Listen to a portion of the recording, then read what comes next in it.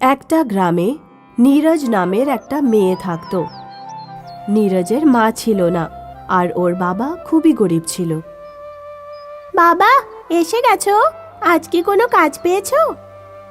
না মা, আজ আমি কোনো কাজ পাইনি। বাবা, তুমি সকাল থেকে কিছুই খাওনি। আমি রমেশ কাকুর রান্নাঘর থেকে কিছু খাবার নিয়ে আসি। নীরজ যৌথ পরিবারে থাকত। ওর কাকু কাকিমা আর পিসিও একই বাড়িতে থাকত। নীরজ যখন তার কাকিমার রান্নাঘরে গেল, তখন কাকিমা ওকে দেখে ফেলল। কি করছো? গৌরী কাকিমা, বাবা সকাল থেকে কিছু খায়নি। আমি কিছু তরকারি নিয়ে যাই? না, কিছুক্ষণ আগেই তো তুমি তোমার জন্য তরকারি নিয়ে গেছিলে। তোমার কাকুও ফিরে আসছে, উনি কি খাবেন? বারবার এখানেই চলে আসো। এখানে কি গাছের টাকা ধরে? পুরো বাড়ির দায়িত্ব কি তোমার কাকু নিয়ে রেখেছে? অসুস্থ বোন, বেকার ভাই, সবাই আমার স্বামীর পেছনেই পড়ে আছে। চলে যাও এখান থেকে, তরকারি নেই। নীরজ, কি হয়েছে?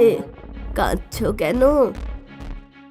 রাধা পিসি, আমি গৌরী কাকিমার রান্নাঘরে বাবার জন্য তরকারি নিতে গিয়েছিলাম। কাকিমা আমাকে এতগুলো কথা শোনালো। তুমি ভাইয়ের জন্য আমার খাবারটা নিয়ে যাও। আমি খাইনি, ওই রকমই রাখা আছে। আমার পেটটাও খারাপ, ওটা নিয়ে যাও আর তোমার বাবাকে দিয়ে দাও। কিছুক্ষণ পর নীরজের কাকা বাড়িতে ফিরে আসে। যখন সে খাবার খাচ্ছিল, গৌরী ওনাকে বলল, তোমার ভাইজি তো আমার মাথাই খারাপ করে দিয়েছে। কখনো তরকারি, কখনো আটা, কখনো চাল, সব আমাদের রান্নাঘর থেকেই নিয়ে যায়। যখন তোমার বোন রাধা মরে যাবে, তখন নীরজ আর ওর বাবাকে ঘর থেকে বের করে দিও। এদের দ্বারা তো সম্ভবই না কোর্ট কাচারি করে আমাদের কিছু করার। কিন্তু কে জানে রাধা কবে মরবে? তুমি তো ওর আয়ু বাড়িয়েছো। খাওয়া দাওয়া ওষুধ বন্ধ করে দাও, বেশি দিন বাঁচবে না তাহলে। গৌরী রাধার খাওয়া দাওয়া প্রায় বন্ধই করে দিয়েছিল। না সময় মতো খাবার দিত, আর না জল খেতে দিত। রাধা কিছুদিনের মধ্যেই মারা গেল। নীরজ নিজের পিসির যাওয়ার পর অনেক দুঃখিত ছিল। তারপর একদিন রমেশ নীরজের বাবাকে বলল, শোনো কিষান, তুমি নিজের জিনিসপত্র গুছিয়ে নাও, আমরা এই ঘরটা ভাড়াতে দেব। কিন্তু আমি কোথায় যাব? যেখানে খুশি যাও, আমি কিচ্ছু জানি না। ভালোই ভালোই চলে যাও, নাহলে ধাক্কা মেরে ঘর থেকে বের করে দেব একেবারে। নীরজের বাবা ভয় পেয়ে গেল। ওরা ঘর খালি করে দিল। এই নাও নীরজ, ওটাতে তোমার প্রিয় রাধা পিসির জামা কাপড় আছে, নিয়ে যাও, তোর কাজে লাগবে। এমনিতেও তোর মতো ভিখারির ভালো কাপড় তো জুটবে না। এখন যা, চলে যা এখান থেকে। তারপর নীরজ একটা ধর্মশালায় আশ্রয় নিল। নীরজ রাধা পিসির ব্যাগ থেকে জামা কাপড় বের করে দেখল, ওই ব্যাগে একটা সোনার হার পেল। বাবা, এই দেখো সোনার হার। ব্যাগে একটা কাগজও ছিল, যাতে লেখা ছিল, এটা কোনো সাধারণ হার নয়। যে এই হারটা পরবে, অন্য কাউকে কোনো আদেশ করবে, সে সেটাই শুনবে। বাবা, এই হারটা সাধারণ হোক আর না হোক, আসলে তো সোনারই। এটা বিক্রি করে আমরা বাড়ি কিনতে পারবো।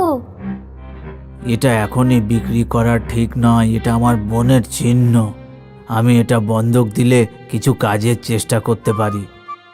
নীরজের বাবা হারটা বন্ধক রেখে কিছু টাকা ধার নিল আর একটা মিষ্টির দোকান খুলল। নীরজ বাবার সাথে সাথে সব কাজ করতে শুরু করে দিল। কিছুদিনের মধ্যেই ওদের ব্যবসা ভালো চলতে লাগলো। নীরজের বাবা ধার নেওয়া টাকা ফেরত দিয়ে হারটা ফেরত নিয়ে নিল আর একটা বাড়িও কিনে নিল। নীরজের কাকিমা গৌরী একদিন মন্দির থেকে ফিরছিল। তখনও নীরজের মিষ্টির দোকান দেখতে পেল।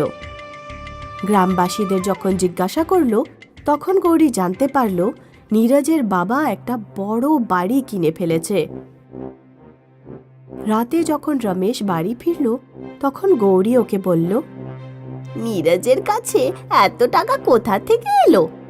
বাপ মেয়ে মিলে কোনো ডাকাতি তো করে নেয়নি। দীপাবলি আসছে, দীপাবলির দিন আমরা মিষ্টি নিয়ে ওদের বাড়ি যাব আর ওদের বাড়ির লোককে রহস্য খুঁজে বের করব। দীপাবলির দিন রমেশ আর গৌরী নীরজের বাড়িতে এলো। নাও ভাই কিষান, আমরা তোমাদের জন্য দীপাবলির মিষ্টি নিয়ে এসেছি। আমাদের মধ্যে যাই হোক না কেন, আসলে তুমি তো আমার ভাই। নীরজ আর নীরজের বাবা পুরনো সব কথা ভুলে গৌরী আর রমেশকে আপ্যায়ন করল। ফেরার সময় রমেশ আর গৌরী ওদের বাড়ির পেছনে লুকিয়েছিল। নীরজ আর নীরজের বাবার কথা শুনতে লাগলো।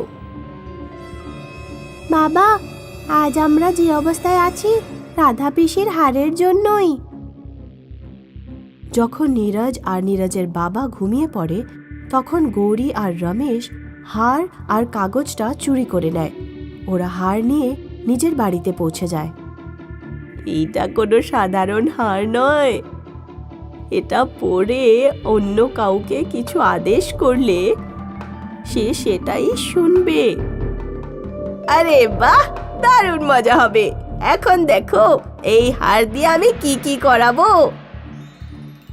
গৌরী হারটা পরে নেয় আর গ্রামের দিকে যায়। কাকা, তোমার সব মোষগুলো আমাদের দিয়ে দাও। কাকার উপর সঙ্গে সঙ্গে হারের প্রভাব হলো আর উনি গৌরীকে সব মোষ দিয়ে দিল।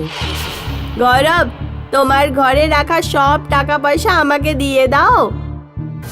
এইভাবে গৌরী হারটা ভুল ভাল ব্যবহার শুরু করে দিল আর অন্য বাড়ির জিনিসপত্র নিজের ঘরে নিয়ে আসলো। গৌরী, এইভাবে অন্যের জিনিস চাওয়া একেবারে উচিত নয়। এবার তুমি থামো, আর কত লোকের কাছ থেকে জিনিসপত্র চেয়ে আনবে? তোমার কি তাতে? তুমি কি সারা জীবনই গরিবই থাকতে চাও? আরে যখন হারটা আমাদের কাছে আছে তখন এর লাভ কেন নেব না? যদি পরে মানুষের ওপর থেকে হাড়ের জাদু নষ্ট হয়ে যায় তাহলে জানি না কি হবে আমাদের। রমেশের কথা শুনে গৌরী ভীষণ রেগে গেল। রাগের মাথায় রমেশকে বলল, তোমার মতো ভীতু মানুষের তো ডুবেই মরা উচিত। এত কেন ভয় পাচ্ছ? গৌরীর মনেই ছিল না যে ও জাদুই হার পরে এসব কথা বলছিল। গৌরী উঠে ওখান থেকে চলে গেল আর রমেশ সত্যি সত্যি কুয়োতে ঝাঁপ দিল আর ডুবে মারা যায়। হায় রাম, এটা আমি কি করলাম? নিজেরই স্বামীকে মরতে আদেশ দিয়ে দিলাম। এখন আমি আর বেঁচে কি করব? আমিও মরে গেলেই ভালো হয়। আর তারপর গৌরীও ওই কুয়োতে ঝাঁপ দিয়ে মারা যায়।